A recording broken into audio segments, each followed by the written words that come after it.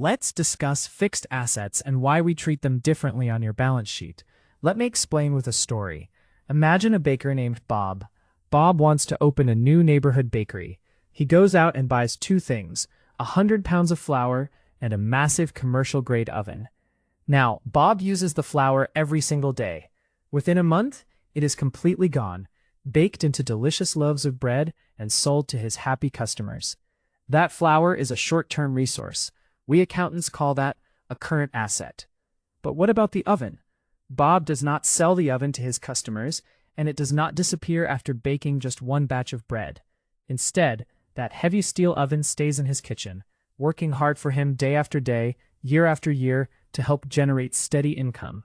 Because it provides long-term value to his business, usually lasting more than 1 year, it is classified as a fixed asset. Here's the catch, though. Even that sturdy oven will not last forever. Over time, it experiences daily wear and tear.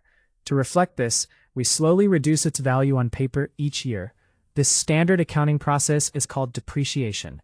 It spreads the initial cost of the oven over its useful life, matching the expense with the revenue it helps create. So, looking closely at your own business, your office computers, delivery vans, and heavy machinery are exactly like Bob's oven.